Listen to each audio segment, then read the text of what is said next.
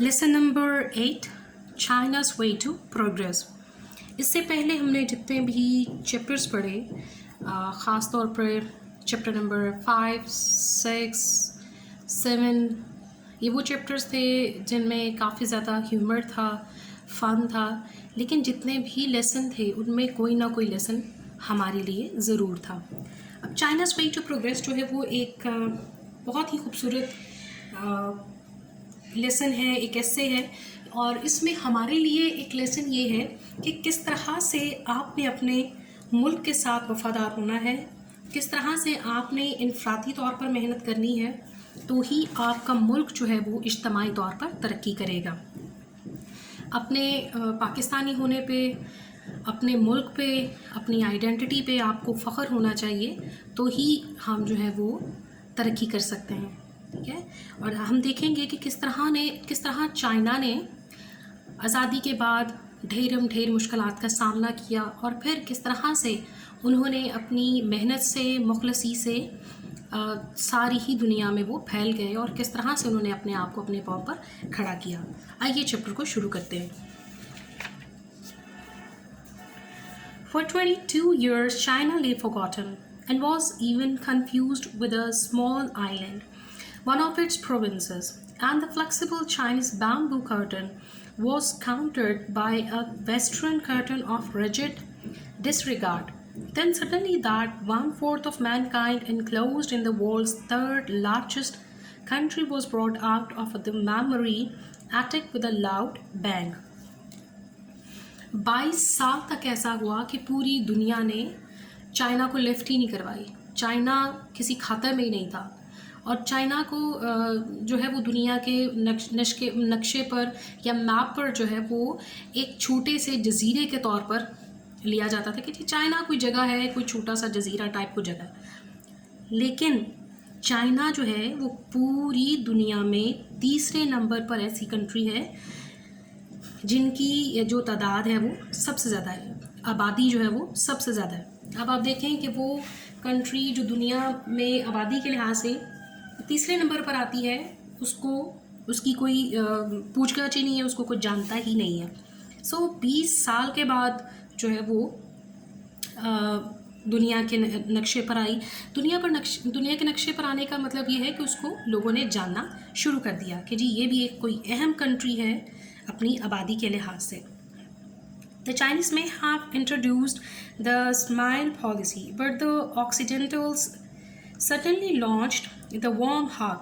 The crowd of the officials, visitors to Peking performing a devoted pilgrimage is now more numerous than the battalions of traders who go twice yearly to the traditional Canton Fair. 73-year-old Zhao Enlai will end up dislocating his right hand if he goes on shaking it at the present rate, with delegations running into hundreds of people at a time. His eye blinded by the constant flashing of the official souvenir photographs. अब जैसे ही China को recognise किया गया, उसकी पहचान बन गई कि चाइना जो है वो अहम कंट्री है, तो अब सारी दुनिया से जो लोग हैं वो हज़ारों की तादाद में और हंड्रेड्स में जो है वो जा रहे हैं वहाँ पर, वहाँ के सदर या प्रेसिडेंट को मिलने के लिए। और अब ये सूरत हाल है कि वहाँ का जो रिप्रेजेंटेटिव है वो चूँकि 73 इयर्स का है, तो उस बेचारे के हाथ मिला के उसकी जो कलाई है वो डिसलोकेट हो गई है, उतर गई है, और अब उसका हाथ काम नहीं करता कि लोगों से इतने, यानी इस बात को बताने का मकसद ये है कि बेतहाशा जो लोग हैं वो अब उनकी तरफ जाना शुरू हो गए, उनको इम्पोर्टेंस देना शुरू हो गए हैं। और कहा जाता है कि तस्वीरें खिंचवा के जो सोवेनियर के तौर पे या यादगार के तौर पे लोग लेके जा रहे हैं, वो भी उससे भी उसकी जो आंखें हैं बेचारे की वो बिल्कुल ख़राब हो गई हैं और तकरीबन चुंदिहा सी गई हैं, ठीक है, ब्लाइंड सी हो गई हैं। The queue of countries on the waiting list to recognize the People's Republic of China is growing longer with the mounting awareness of the absurdity of the past oblivion or the political guilt complex, or for having China kept out of UN for a long time. ایک طویل عرصے تک جو ہے وہ China کو اقوام متحدہ سے باہر رکھا گیا. یہ بھی ایک سیاسی جو ہے وہ احساس جرم ساری ہی کنٹریز کو اب فیل ہو رہا تھا, اور وہ اس بات پہ پشیمان تھے کہ کیوں اس اہم جگہ کو جو ہے وہ نگلیکٹ کیا گیا, اگنور کیا گیا. China is now the fashion around the world and is no uncertain term. Everywhere politicians of the most conservative and bourgeois kind are attempting to rebuild for themselves a compromised career by signing the praises of Mao Zedong. China جو ہے وہ پوری دنیا میں ایک fashion بن چکا ہے, ایک رواج بن چکا ہے. جہاں کہیں بھی جائیں گے پوچھا جائے گا ہاں جی آپ کے تعلقات چائنا کے ساتھ کیسے ہیں, کہ ہر کنٹری دوسری کنٹری کو پوچھ رہی ہوگی. جس طرح سے کوئی چیز ایک ٹرینڈ میں آ جاتی تو پوری دنیا میں اب یہ ٹرینڈ میں پوچھا جائے کہ جی چائنا کے ساتھ آپ کے کیسے تعلقات ہیں. تو بہت سارے ایسے سیاستدان جو کافی تھکیانوسی خیالات کے ہیں, پرانے خیالات کے ہیں, یا سمجھتے ہیں جی ہم اتنی ابھی ایک کنٹری جو اتنی سویلائزڈ نہیں ہے یا اتنی جو ہے وہ اپنے پاؤں پہ کھڑی نہیں, ان کے ساتھ کیوں اتنے تعلقات بنائیں. تو وہ بھی اس لائن میں شامل ہیں کہ اپنے تعلقات وہ چائنا کے ساتھ استوار کر رہے ہیں, اپنے تعلقات چائنا کے ساتھ اچھے کرنے کی کوشش میں ہیں. پہلی ہیڈنگ ہے جی an exemplary social experiment. When confronting the enigma of the Chinese planet, too many Westerns have forgotten the Asiatic background and painful colonial history. But when the communists came to power in 1949, the vast majority of the country carried on as it has been doing for the past 2,000 years in an early Iron Age economy. And on countless occasions during our visits to the agriculture communes, we were proudly told, here we did not even have the life of the oxen and horses. China کی سرزمین کے بارے میں جو ہے وہ مغرب بڑا ڈسکس کر رہا تھا, ٹھیک ہے. تو اپنی ڈسکشن کے دوران وہ یہ تمام چیزیں بھول گئے کہ کس قدر تلخ, کس قدر سخت اور کس قدر جو ہے وہ خستہ حال زندگی وہاں کے لوگ گزارتے رہے ہیں, ٹھیک ہے. کیونکہ جب ایک کنٹری آزاد نہ ہو اور وہ کسی اور کنٹری کے انڈر ہو تو آزادی کا اپنا ہی ایک مزہ ہے اور نشہ ہے, تو بڑا مشکل ہو جاتا ہے نا اس طرح سے. اور 1949 میں جب وہ آزاد ہوئے تو تب بھی ان کی کوئی کنڈیشن خاص اچھی نہیں تھی. اور جب ان کو لوگ وزٹ کرنے کے لیے آئے اور انہوں نے بتایا کہ ہماری جو حالت ہے وہ جانوروں سے بھی بدتر زندگی وہ گزار رہے تھے, کوئی خاص اچھی نہیں تھی, ٹھیک ہے. 1949 میں بھی ان کی حالت کوئی خاص اچھی نہیں تھی. Compared to China in 1949, Russia in 1917 did not have the grim inheritance of the century of a shattering multi-colonial experience. Russia never suffered China's fate of such a sharp and pervasive Western impact that it was forced together with many other Asiatic civilizations into a kind of national schizophrenia, not just in terms of the split economy, but above all the terms of split culture and split personality. دیکھیے جی 1949 میں China آزاد ہوا اور 1917 میں جو ہے وہ Russia آزاد ہوا, ٹھیک ہے.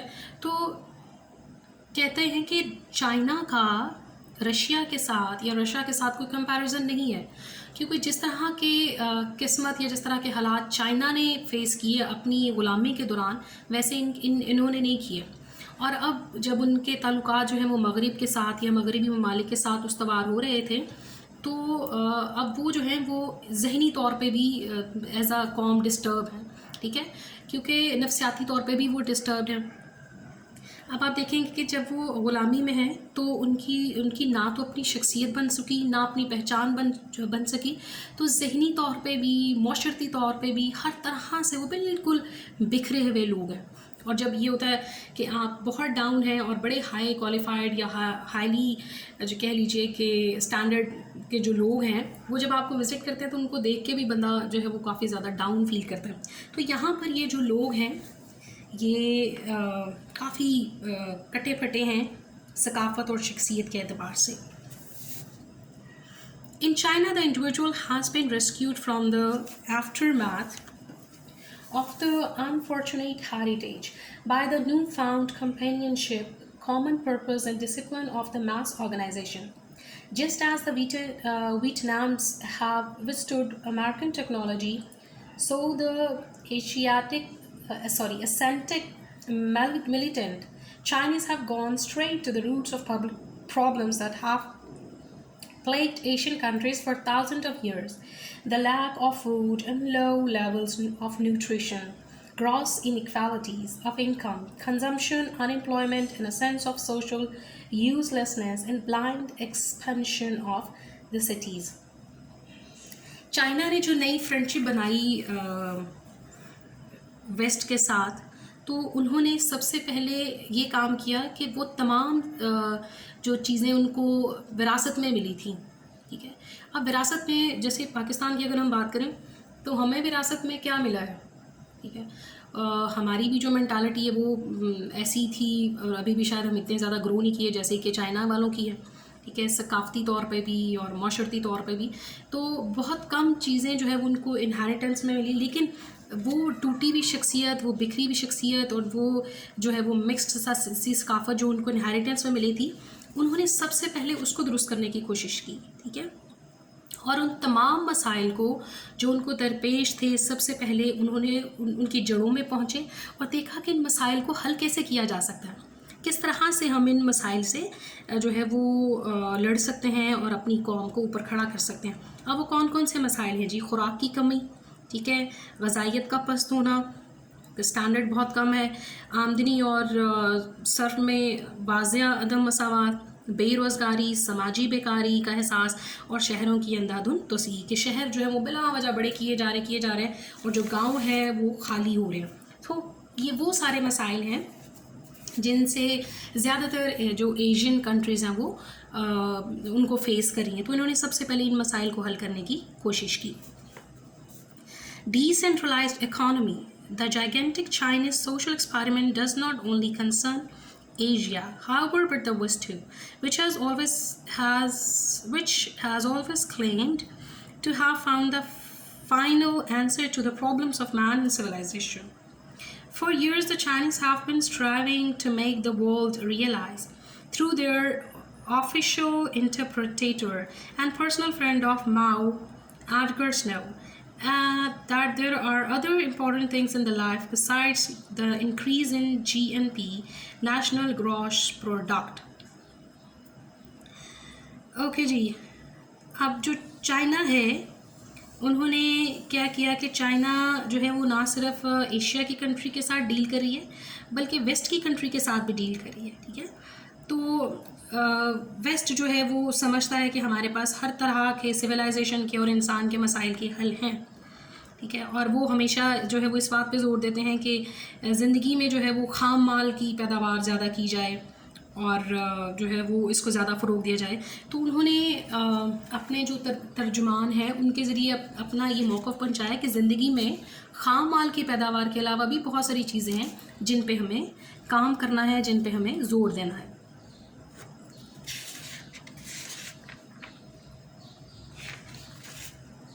ओके जी, नेक्स्ट हम देखते हैं एन एग्जाम्पलरी सोशल एक्सपेरिमेंट.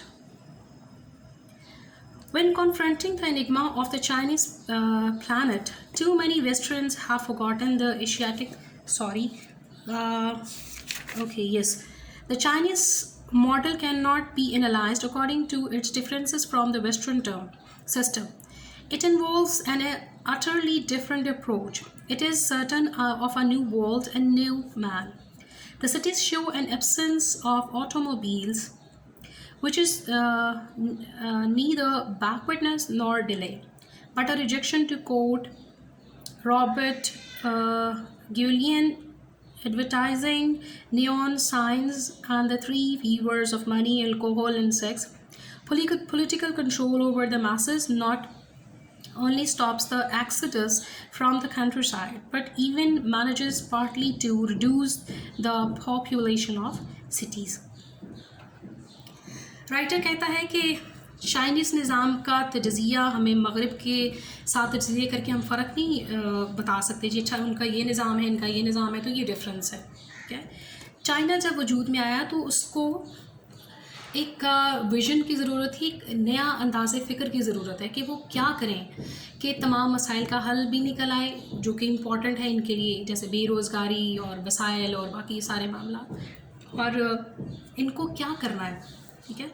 تو سب سے پہلے انہوں نے جو ایک اچھا کام کیا, انہوں نے یہ نہیں سوچا کہ سب بندوں کے پاس گاڑیاں ہوں, یہ ہوں, گاڑی بنا لو, یہ کر لو, وہ کر لو, اور اس سے جو ہے آپ کی ترقی ہو جائے گی. انہوں نے اپنی معاشرے میں اپنے افراد میں سوچ ڈیولپ کرنا شروع کر دی. ٹھیک ہے. ایک تو انہوں نے ہر وہ چیز جیسے جنسی طلب ہے, ٹھیک ہے, شراب ہے, اور جتنے بھی دولت کی ہوس ہے, ان تمام چیزوں سے اپنے معاشرے کو پاک کرنے کی کوشش کی. کسی قسم کے ایسے اشتہارات, چمکیلے اشتہارات جو آپ کو خراب کرتے ہیں نا, کہ میرے پاس بھی ڈھیر سارے پیسے ہوں, جیسے اس ماڈل کے پاس گاڑی ہے میں ویسے لے لوں, اگر یہ 15, 18 یا 20 ہزار کا جوڑا تو میں ایسے لے لوں کیونکہ اس ماڈل نے پہنا ہوا ہے. تو ایسے کسی قسم کے جو اشتہارات تھے وہاں پر وہ بالکل بھی الاؤ نہیں کرتے تھے, تاکہ انسان ہر طرح کی جو ذہنی خرابی ہے نا اس سے بچا رہے, نہ اس کو دولت کی ہوس ہو, نہ شراب کی ہوس ہو, اور نہ جنسی کو طلب ہو.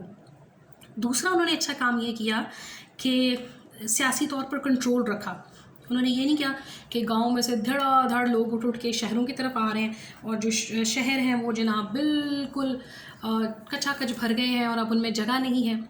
ٹھیک ہے. یہ کام انہوں نے نہیں ہونے دیا. انہوں نے اس چیز کو کنٹرول کیا کہ شہر کے جو لوگ ہیں وہ شہروں میں رہ کر جو بھی کام ہے وہ کریں, اور گاؤں کے جو لوگ ہیں وہ گاؤں میں رہ کر کام کریں, تاکہ جو آبادی ہے وہ بیلنس رہے. In the year 2000, China will still be a powerfully agricultural and peasant country, for its modernization will have occurred without a flight from the fields, which is the price paid by the West. In China, too, the average size of farming concerns is growing through the West system of communes, with subdivisions into production brigades and teams, but the greater part of the peasant mass stay put and carry on their traditional intensive labor. Okay جی, کہا جاتا ہے کہ سال 2000 میں بھی China جو ہے وہ ایک بڑا پاورفل اور ایک بڑا طاقتور زرعی ملک ہوگا, اپنی تمام تر ماڈرنائزیشن کے باوجود کہ وہاں ہر طرح کی فیسلٹی ہے, ہر طرح سے وہ ماڈرن ہے, سب کچھ ہے, اور اس کے باوجود بھی وہ زرعی کنٹری رہے گی. ٹھیک ہے. کیونکہ ان کا جو ترقی کا انحصار ہے وہ اسی چیز پر ہے کہ وہ ایگریکلچر کو فوکس کر رہے ہیں, اور یہی وہ چیز ہے جو ویسٹ نے کھو دی. انہوں نے اپنے آپ کو ماڈرن کرنے کے چکروں میں ان تمام چیزوں سے وہ پیچھے چلے گئے نا. ٹھیک ہے. اور اس طرح سے وہ ان کی نسبت جو ہے وہ کم کامیاب ہوں گے یا ہیں. انہوں نے اپنے اس فوکس کیا ہے اس چیز کو, اور اپنی زراعت کو, اپنی ایگریکلچر کو ترقی دینے کے لیے انہوں نے اس فیلڈ میں کام کرنا شروع کر دیا. ٹیمز بنا دی, ڈپارٹمنٹس بنا دیے, لوگوں کو فیسیلیٹیٹ کرنا شروع کر دیا, تاکہ جو دیہی علاقے کے لوگ ہیں, دیہاتوں کے لوگ ہیں, وہ بھاگے نہ وہاں سے. ٹھیک ہے. وہ اپنا کام وہیں پر کرتے رہیں. Agriculture mechanization is being introduced with considerable caution as to avoid upsetting the balance. But the essential point of matter is the agricultural laborer, though possibly deprived of farming machinery, must not and does not want to urbanize, but is instead kept on spot and incorporated in local small industries. He does not flee to the cities because the industrial road passes through a technically oriented agriculture and decentralized industry. اب انہوں نے زرعی مشینوں کا استعمال جو ہے وہ بڑی احتیاط سے کرنا شروع کر دیا. یہ نہیں کہا بھائی دیکھیں جو مشینیں ہیں وہ انسانوں کو ہیلپ کرنے کے لیے, ایسا نہیں انہوں نے کہا کہ بھائی اب جو ہے نا ہمیں ضرورت نہیں کیونکہ مشینیں آ گئی ہیں تو 10 لوگوں کا جو کام ہے وہ ایک مشین کرتی ہے. ٹھیک ہے نا. اگر ایک شخص ایک مشین چلا رہا ہے اور 10 لوگوں کا کام کر رہا ہے تو جو باقی کے 9 لوگ ہیں وہ کیا کریں گے؟ وہ تو بھاگیں گے نا شہروں کی طرف, اور پھر کہیں گے کہ جی ٹھیک ہے ہمارے پاس تو کمانے کو نہیں ہے, ہمارے پاس کھانے کو نہیں ہے, تو ہمیں وہاں جانا چاہیے. تو یہاں پر انہوں نے بیلنس رکھا تاکہ توازن نہ بگڑے. ایسا نہ ہو کہ ساری دنیا اٹھ کے شہروں کی طرف بھاگ جائے اور جو لوگ ہیں وہ یہیں پر رہ جائیں. بڑی احتیاط سے مشینیں بنائی گئی, لی گئی ہیں, جیسے بھی تھا, اور انہوں نے دھڑا دھڑ کوئی ڈھیر بھی نہیں لگا دیا مشینوں کا, ٹھیک ہے. اور چھوٹی چھوٹی وہاں پہ انڈسٹریز لگا دیں, چھوٹی چھوٹی صنعتیں لگا دیں تاکہ سارے ہی لوگ وہاں پر رہیں اور وہاں پر اپنا کام ایمانداری سے کرتے رہیں. Economic decentralization, which is perhaps the most important step in China's domestic policy since the great proletarian cultural revolution, has freed China from a traditionally cumbersome bureaucracy and developed local enterprise to the greatest possible degree of independence. The 26 Chinese provinces, which are as much as even 4,400 kilometers apart, could, for that matter, subsist on their own in the event of war, while anybody invading the country would be literally drowned into the sea of people. اب یہاں پر جو پیسے کی بانٹ ہے یا وسائل کی بانٹ ہے وہ ایکول ہے. ایسا نہیں ہے کہ جو لوگ امیر ہیں وہ بے پناہ امیر ہیں, جو غریب ہیں وہ اتنے غریب ہیں کہ بیچارے مانگ کے کھا رہے ہیں. ہر جو ضلع ہے یا ہر جو جگہ ہے, ہر پروونس ہے, اس کے پاس اپنے لیے اتنا ہے کہ اگر جنگ کے حالات ہوں یا حالات خراب بھی ہوں تو ہر ضلع جو ہے یا ہر پروونس جو ہے, ہر اسٹیٹ جو ہے وہ اپنے آپ کو پال سکتی ہے. اس کے علاوہ کہتا ہے کہ اگر باہر سے کوئی اٹیک کر دے کنٹری پر تو دنیا اتنی ہے کہ اٹیک کرنے والا ہی اس دنیا کے سمندر میں غرق ہو جائے گا. This brings us to the human side of this Chinese experiment in creation of a new world. It is simply a matter of providing that Thomas Hobbes was wrong when he wrote his books Leviathan, that man's condition is a condition of war with everyone against and everyone. What is taking place today is the world's most populous country, is therefore the education and re-education of man. China نے ایک نئی دنیا تخلیق کی اور ایک نئی انسانی پہلو سے جو ہے وہ معاشرے کو روشناس کروایا. کہتے ہیں کہ تھامس ہابس نے ایک کتاب لکھی جس میں اس کی فلسفی یہ تھی کہ دنیا جو ہے وہ حالت جنگ میں ہے اور ہر شخص دوسرے شخص کے خلاف جنگ کر رہا ہے, لڑائی کر رہا ہے. تو یہاں پر ایسا نہیں ہے, بلکہ چائنا نے انسان کو اکٹھا رہنا سکھایا اور سکھایا کہ کس طرح سے آپ نے ایک دوسرے کی فلاح کے لیے کام کرنا ہے تاکہ آپ کی جو سوسائٹی ہے, آپ کی جو کنٹری ہے وہ گرو کرے, وہ بڑھے, اس کو ترقی ملے اور وہ پراسپرس ہو.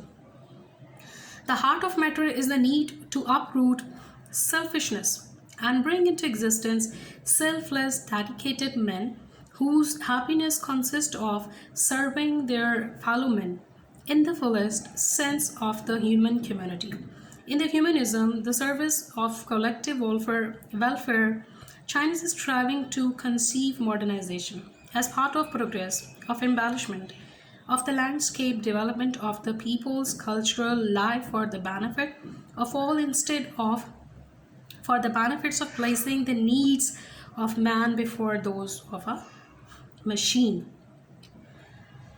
خود غرضی کو جڑ سے اکھاڑ پھینکنے کے لیے انسانوں میں بے غرض بے لوز جذبات کو جو پیدا کرنے کے لیے انہوں نے تربیت کی ہے لوگوں کی اور ایک نئی روح پھونکی ہے, اور نئے آنے والی نسل کو جو پرانی ہے اس کو بھی یہ سکھایا کہ آپ نے اپنی نئی نسل کو یا اپنے معاشرے میں یہ ایک آئیڈیا ڈیولپ کرنا ہے, ایک بات آپ نے سکھانی ہے کہ ہمیں اجتماعی طور پر فلاح کرنی ہے. فرض کر لیجیے کہ ایک طرف ایک ایسی کام ہے جس سے صرف میری ذات کو فائدہ ہے, ٹھیک ہے, اور دوسری طرف ایسا ایک ٹاسک ہے اگر میں وہ کروں تو میری قوم کو فائدہ ہوگا. تو مجھے کیا چیز آپٹ کرنی چاہیے؟ مجھے وہ چیز آپٹ کرنی چاہیے جس میں میری ملک کا فائدہ ہے. لیکن بات ہے تربیت کی. یہاں پر ایسی صورتحال ہے کہ ہم سب سے پہلے سوچتے ہیں جی مجھے باقیوں سے کیا لین دین بھائی, میں وہ کروں گا یا کروں گی جس سے میری ذات کو فائدہ ہے. تو سب سے پہلے وہ کام کر لیا جاتا ہے, ٹھیک ہے نا. تو آپ نے یہاں پر ہمیں یہ بھی سیکھنا ہے کہ جب بھی آپ کوئی کام کریں کچھ کریں تو سب سے پہلے سوچو کہ میرے اس عمل سے کس کس کو فائدہ ہو سکتا ہے. یہی ایک گر تھا جو انہوں نے اپنے لوگوں کو سکھا دیا. اور اس کے بعد آج تک آپ دیکھیں کہ چائنا کو کوئی ہرا نہیں سکتا. پوری دنیا میں کوئی ایسی کنٹری نہیں ہے جو چائنا کے پروڈکٹ یوز نہ کرتی ہو. اور اسی سے انہوں نے اپنی جو ہے وہ ہر چیز پہ فوقیت اور ہر چیز پہ جو ہے انہوں نے دیکھا کہ ہر چیز سے کس طرح سے فائدہ اٹھایا جا سکتا ہے. Here is what the Peking People's Daily has to say commenting on Mao's famous maxim, rely on your own forces. National machines and equipment are not entirely indigenous, since they possess a number of foreign features. They may replace foreign machines because they are superior to foreign equipment, and they do not require money, or at any rate very little, and are capable of doing great things. Beijing اخبار Peoples daily میں ماؤ کا ایک کوٹ ایک موقولہ جو ہے وہ بڑا مشہور ہوا. اس نے کہا اپنی ہی قوتوں پر انحصار کرو. ٹھیک ہے، یعنی ایسا نہیں ہے کہ آپ ہر چیز کے لیے کہیں جی آج آپ نے کوئی بلڈنگ بنانی ہے تو چائنا سے میں یہ منگوا لوں، امریکہ سے میں یہ منگوا لوں، ٹھیک ہے جی ویتنام سے میں یہ منگوا لوں، فلاں جگہ سے یہ منگوا لوں، اس کے بغیر ہمارا کام نہیں چلتا. آپ نے جو بھی کام کرنا ہے اس کے لیے سب کچھ آپ خود کریں، اپنے گھر میں بناؤ. ٹھیک ہے نا، آپ کو لگتا ہے کہ ہمیں ایک بلڈنگ بنانی ہے، بھائی بلڈنگ بنانی ہے تو کاریگر آپ کے اپنے ہوں. ٹھیک ہو گیا، ڈرل مشینز آپ کے پاس اپنی ہوں، اینٹیں بنانے والے آپ کے پاس اپنے ہوں، اور چھت ڈالنے والے لوگ آپ کے پاس اپنے ہوں. اس میں جو سریا ڈلنا ہے وہ آپ کے پاس اپنا ہو. آپ کہیں جی سریا جو ہے وہ فلاں کنٹری کا اچھا تو میں وہاں سے منگوا لوں. جب تک آپ اپنے کنٹری میں موجود تمام چیزوں کو نہیں استعمال کر رہے جو وہاں کی ہے، تو پھر آپ اپنے جو ملک کا سرمایہ ہے، پیسے ہیں، وہ باہر بھجوا رہے ہیں نا، تو you are wasting your money. ہمارے ہاں اسی چیز کی کمی ہے. اپنی چیزوں پہ فخر کریں، اپنی چیزوں کو استعمال کرنا سیکھیں، اور چھوٹی چھوٹی چیزوں میں چیزوں کو ڈسکارڈ کریں. باہر اگر آپ دیکھیں نا تو چائنا میں